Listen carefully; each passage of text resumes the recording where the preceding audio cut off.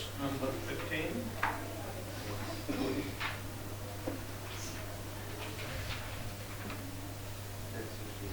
Yeah. Correct? Jnana yajnena cha api anye yajantaha mam upasate ekatvena prithatvena bahudha sarvishvatah mukham jnana-yajnena chapyanye yajanto mam upasate ekatvena prithatvena bahudha vishvato mukham jnana-yajnena chapyanye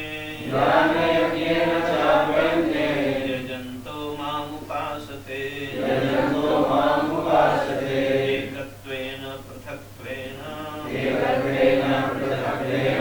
bahudha vishvato mukham jnana-yajnena chapyanye yajanto mam upasate ekatvena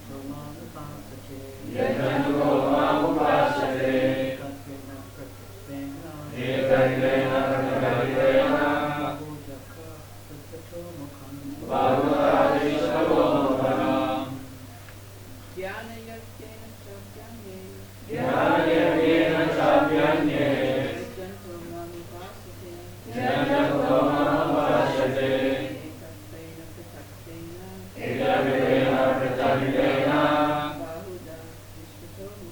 bahudha vishvato mukham Jnana-yajnena chapanye yajanto mam upasate etvena pratvena bahudha vishvato mukham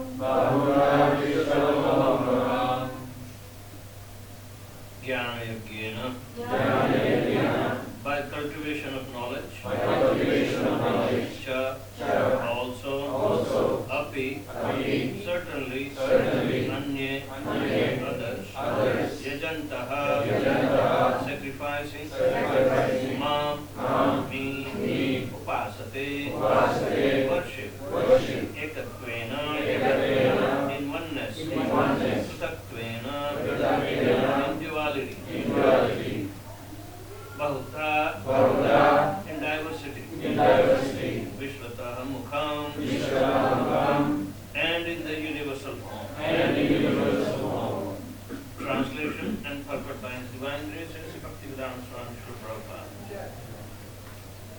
Others who engage in sacrifice by cultivation of knowledge worship the Supreme Lord as the one without second, as diverse in many and in the universal This verse is summary of the previous verses. The Lord tells Arjuna that those who are purely in Krishna consciousness and do not know anything other than Krishna are called Mahatma. Yet there are other persons who are not exactly in the position of Mahatma, but who worship Krishna also in different ways.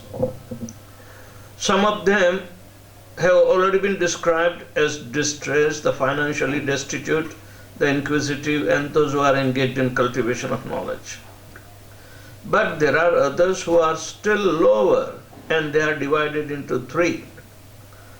He who worships himself as one with the Supreme Lord, he who concocts some form of the Supreme Lord and worship that, and he who accepts the universal form as Vishvarupa of the Supreme Personality of Godhead and worship that.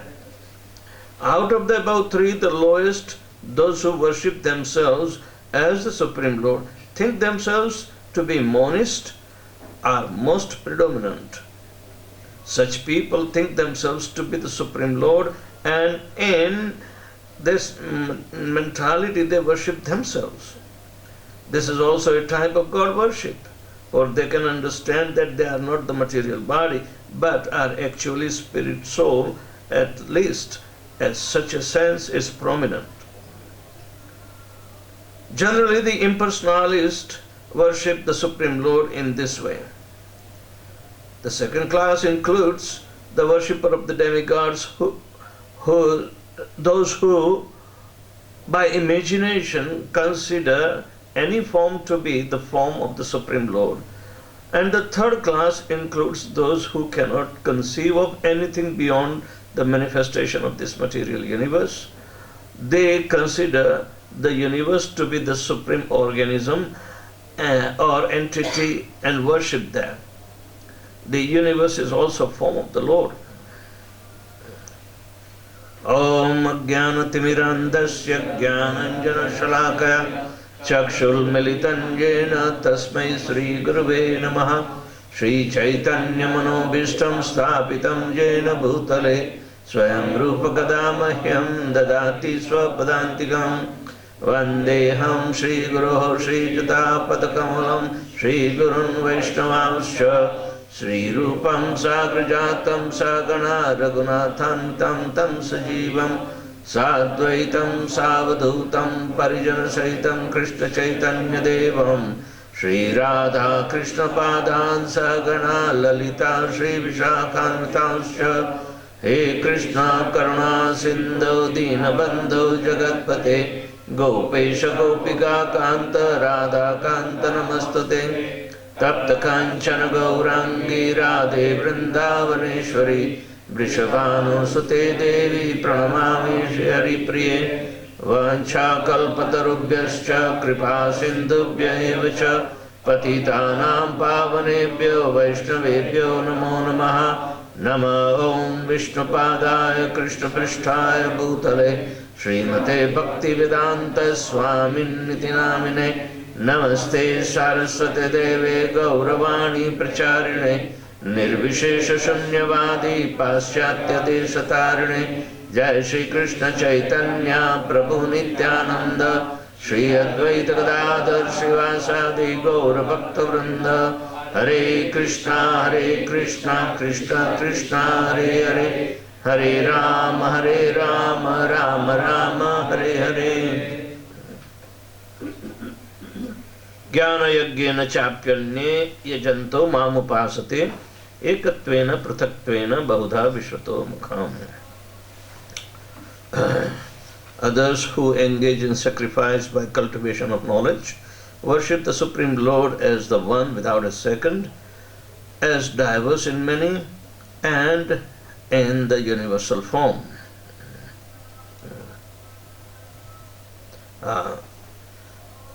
The first category of worshipper are classified that those who are resorting to the cultivation of knowledge and worship the Supreme Lord as one without second. And there are also classification in that, sub-classification. That comes, the devotee is the topmost, because they are in complete knowledge that Krishna is the Supreme Personality of Godhead. He is one without second. But there are impersonalists also. The impersonalist, by qualitative oneness, they get stuck and they think that we are the same. But when they try to imitate the Lord, even though they may not be purified or they don't care for purification, they think, I'm the same Supreme Lord. So they are Mayavadis.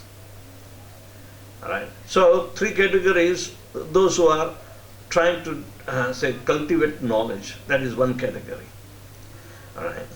But Krishna in this particular chapter already clarified right from the very beginning of this divine knowledge that he is imparting.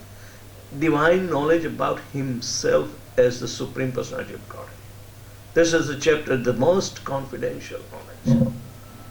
That Krishna is the Supreme Personality of Godhead. That supreme position of that personality of Godhead cannot be equated or anybody will be parallel to its own independence. Everybody will be subjugated. He is the one and only. He is Advaitam. There is no duality.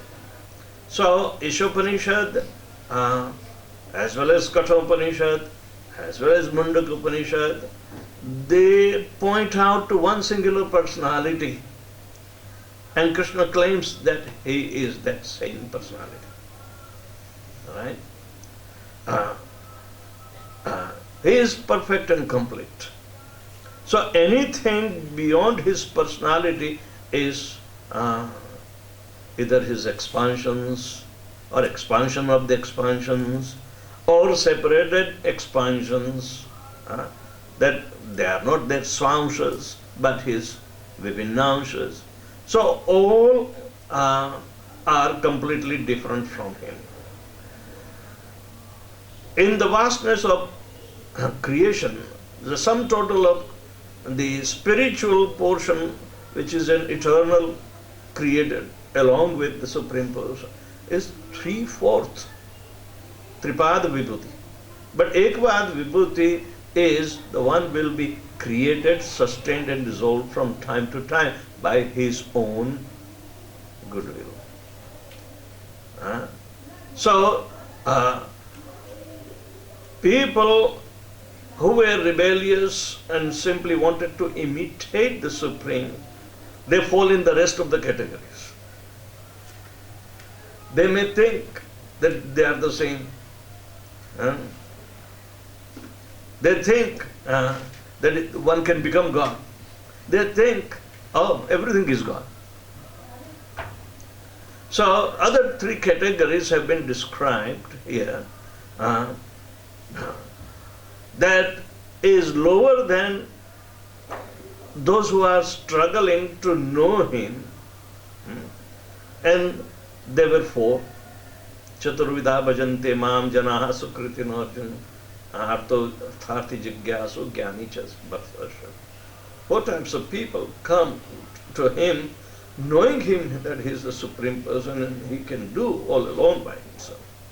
But those who are again mixed up, they come in the second category.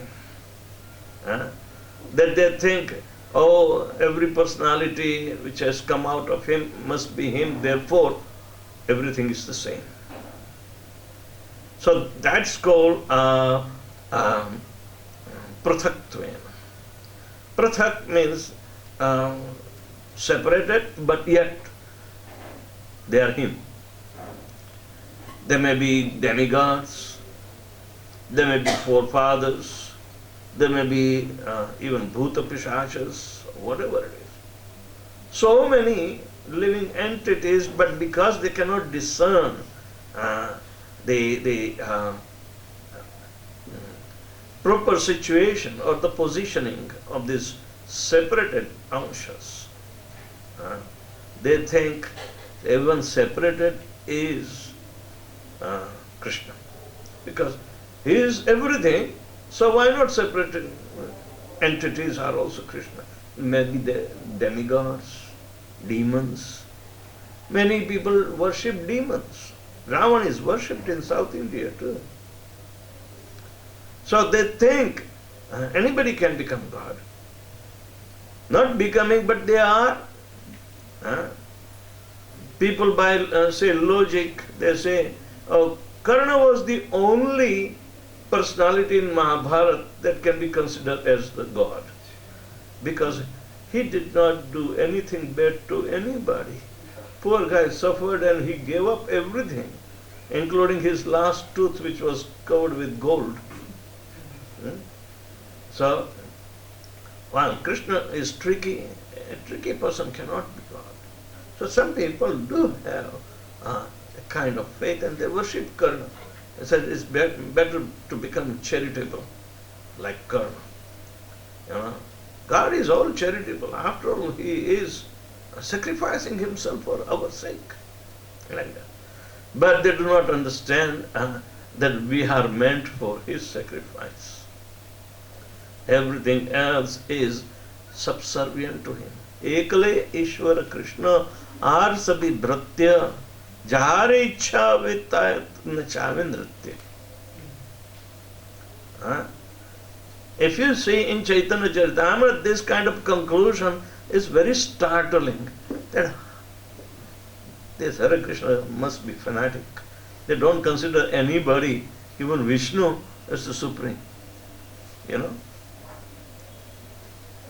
But they do not understand that Eko Bahushyam, one who has manifested in many, and how he is manifesting, they do not care to understand. There are categorization. Why there should be categorization? Because everybody is not in knowledge. Most of the animals cannot make a reason. You know, a human being is a rational animal, but his rationality can go beyond, inquisitiveness of surrounding, rather his internal surrounding also. So he may be called thoughtful person, but again in the varieties of the thoughts that are striking, who can really pinpoint exactly where is the Supreme or who is the Supreme? They may find Paramatma within himself because it is said. So they may say, yes, he is the only Supreme Person. There is nothing. But there is no difference between Atma and Paramatma except, maybe one is having the fruit in his beak and other is watching him. That's the only difference. But they look alike. So they call it Atma so Paramatma. We are the same Paramatma. There is nothing like Atma. We are Paramatma ourselves. So they think they are God themselves. But others think they are called naturalist. Rabindranath Tagore was a naturalist. He wrote all the poems in glorification of the nature. And he thinks the nature is independent, therefore the nature, the universe is God. He was given Nobel Prize. What a brain. Krishna says that yes, they are thinking of me in different ways. I have created everything is mine. I have been, setting up everything in motion according to my desire. So, my desire is there, so they are understanding indirectly. Let them worship the Vishvatomukham, the universal form, or, a universe itself is God. Nothing bad, not that bad idea. But these people are completely remaining obnoxious to hold a particular view. it is very difficult. Recently, what is going on in Indian politics, if you read newspaper, that this BJP government is pro-Hinduistic, everybody knows. They want Bhagavad Gita to be the national scripture, right? And as soon as this announcement came from the Home Ministry, all the Congress people and everybody else also joined in the bandwagon to declare it as completely obnoxious idea. You can't. Huh? Why? They are right. You cannot make it national scripture. They want glorification as a national, of course. In one way, you may say that's a correct move, but other way, it is not correct. Because there are so many people, so many varieties of approaches, and Krishna says, after all, they are indirectly worshipping. H.H.Vadvyasa devata yajante sraddhayanvita te api mameva yajante avidhi purvakam. One who is worshipping without vidhi, and another is worshipping with vidhi. Oh, what a big deal. They are worshipping him anyway. No. Otherwise, why would Adi Shankara or the glorification in Padma Puran about Bhagavad Gita, Mahatmya is there? Then, Ekam Shastram Gitam Ekam Eva. Eko Deva Devaki Putra Eva. Eko Mantrasya Yasya Namani.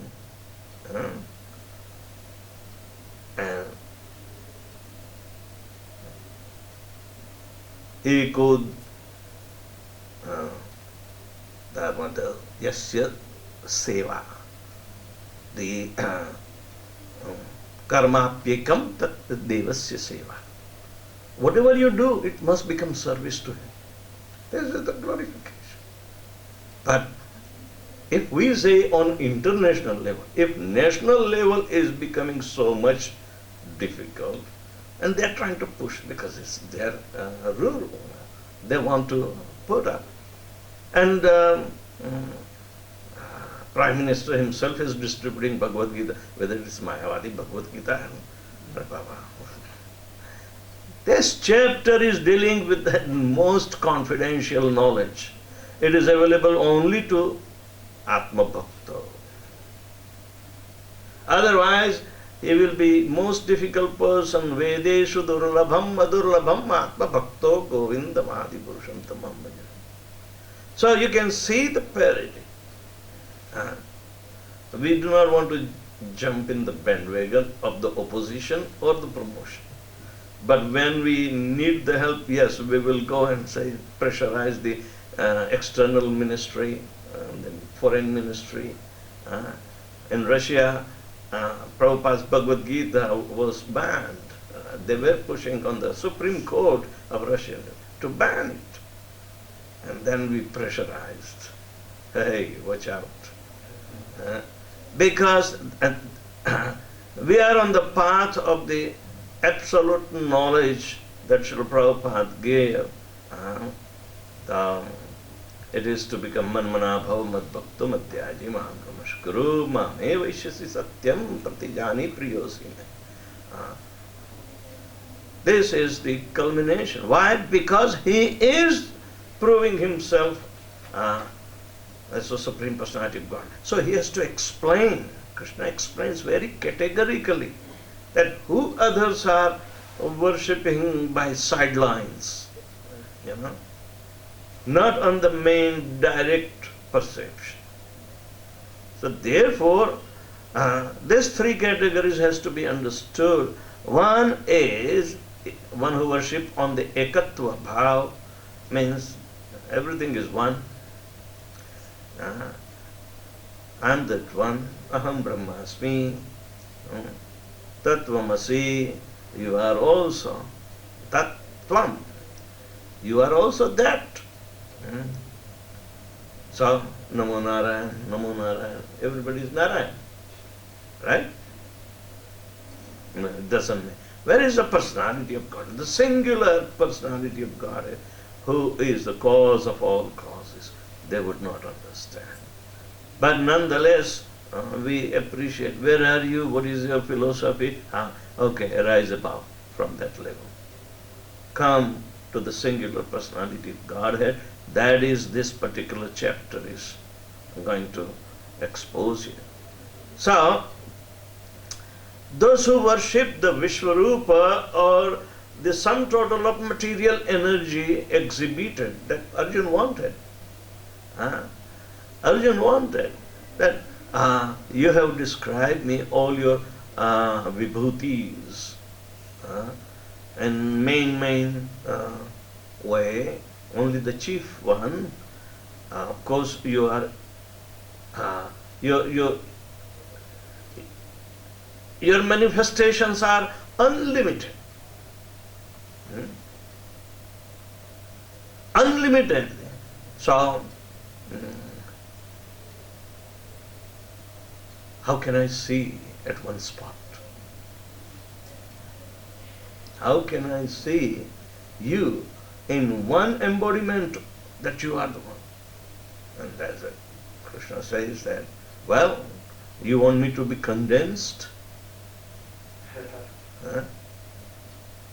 I'm pervaded everywhere, but if you want to see, I will see you, but you will have to develop divine eyes that you don't have.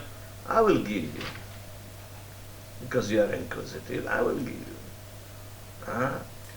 So Krishna made it possible for him to visualize the Vishwarupa.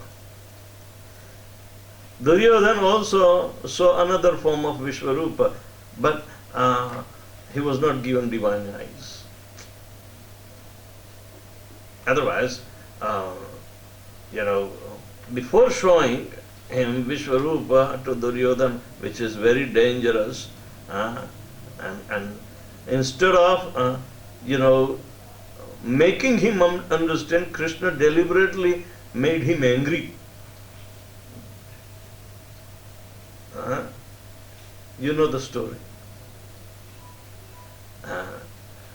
When Krishna decided that he is not going to take up any weapon in the Kurukshetra war, so that gave impetus to both Arjuna and Duryodhana to ask his help. So Duryodhana, in the earliest hour in the morning, he reached and he sat near Krishna, who was sleeping, near the head of Krishna, right?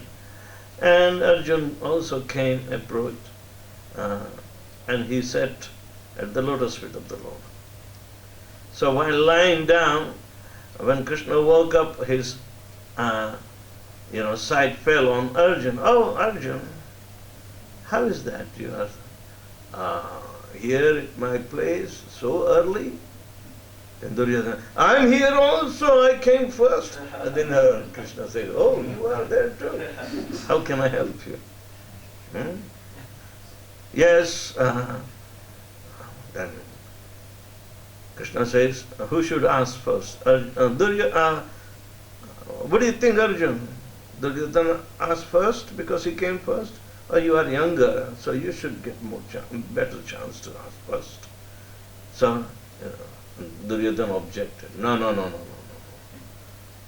I don't want to miss this chance. I came first, so I should ask you first. So, Arjuna, is it agreeable to you? He says, yes, no problem, my lord. Okay. So Duryodhana said, Krishna, I heard you took promise not to take weapon and you are not going to fight. So what are you going to do with your old soldiers that you brought along with? Can I have them? Oh, you are asking, I have to give you. Okay, thank you very much. And Arjuna, I said, Arjuna, look at that. He took everything. Arjuna said, my dear Lord, he did not take you, so you be with me. That's good enough for me. This was the kind of relationship.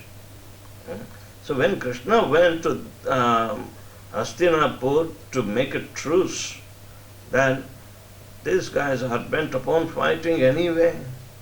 So Krishna went and asked Duryodhana, can you give 3 villages to this Pandavas, brothers, that they will be happy? And no.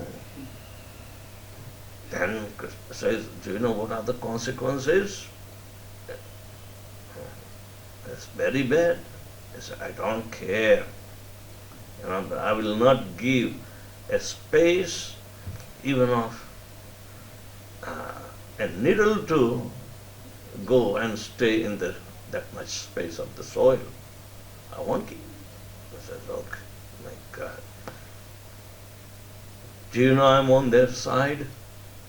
I don't care either, he says. So you do not know who I am? And Krishna immediately showed his Virata Rupa. But it was dangerous, I mean, anybody could have been shaken up. But Duryodhana was so much puffed up.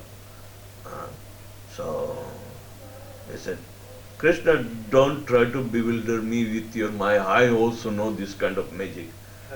I will put you behind the bars now. And then Krishna says, your intelligence is spoiled, so what is there to advise you anymore? Before you even come and capture me, I will escape. And Krishna disappeared. Then he got a shock. Right? He said, I got his, how many Akshonis, phalanxes were there? Krishna brought from Dwarka so many soldiers to fight. How many were there? 11, 18? 18. True. That means how many millions of soldiers? But anyway, he was so puffed up. He thought now he got Krishna trapped. Right? So anyway, that Virata Rupa was misunderstood. And he opposed even that. Instead of understanding the divinity, even in destruction, that guy didn't have any brain.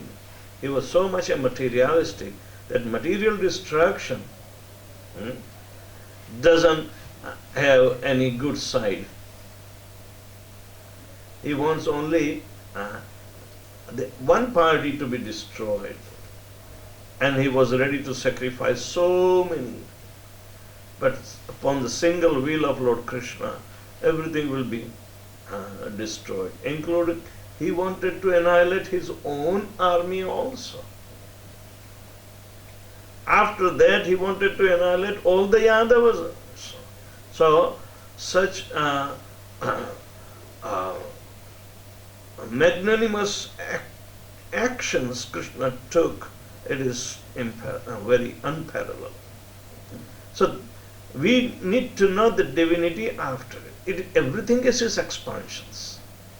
And he can withdraw in any way he likes it. So, the material universe, to worship, which is bhutva bhutva pradiyate, it is manifesting every time and again sustained for some time and again going to be annihilated after some time. What will be the motive behind it? At every level, in every cycle, at every moment, our consciousness has to be concentrated on the activities of that Supreme Personality, not activity of the nature, not activity of some equivalent that we are thinking, either in the form of demigods or in the form of I am the same self-same person, or they may say the universality itself is God, or if I am God, what is the difference? I have my own universe within me. I have my empire of the family life. I am also God. Like that. So, Krishna clarifies that every status is subordinate to him. Therefore, Ekale Ishvara Krishna, the singularity of that Supreme Personality of Godhead cannot be equated with anything else. Neither any the powerful demigods who are his parts and parcel or anga, even though they are of Jiva Tattva category, has empowered so much, yet they do not come on the equal platform. Anything which has been born out of three modes of material nature, whether that personality is affected and it will be becoming subordinate to him. So this chapter, and Krishna is leaving no stone unturned to explain his singularity, which is quite distinct. His singular personality, who never leaves one step out of Golok Vrindavan, has been explained. So Prabhupada said that this is the summary of the previous verses. If you see in previous verses, he extolled that singularity of his personality and one who worships him.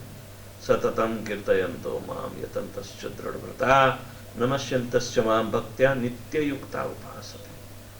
That is the savai punsam paro dharmo yato bhakti rato. Upasate, bhakti is to that singular personality who is transcendental personality, unparalleled. That is Krishna. So all others are subordinate, or their activities, Bhagavad Dharma was understood by Yudhishthira Maharaj, and he became the Chakravarti king, the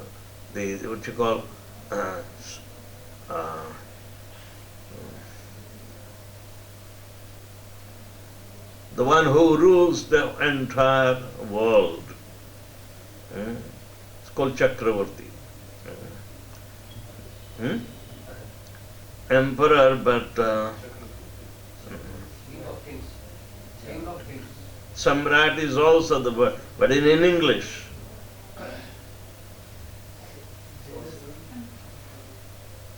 What is the word? I don't know, emperor.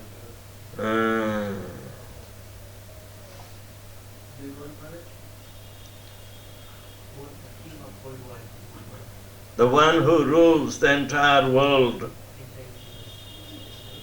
Sovereignty, the sovereign. From sovereign, it came from Samrat. So anyway, that Brahma confirms us that singular personality of the supreme absolute truth is Krishna of Vrindavan. That's Krishna of Vrindavan. So Vrindavan becomes a realm of such a transcendental importance that everything outside of Vrindavan is of other categories. Right? Other categories. Far you go, these categories will be completely diluted or underestimated.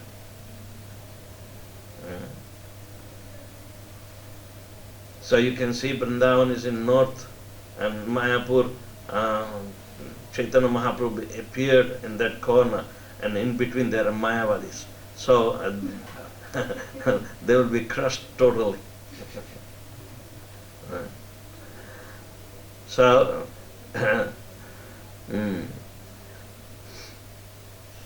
anybody has any question or comment on this particular verse?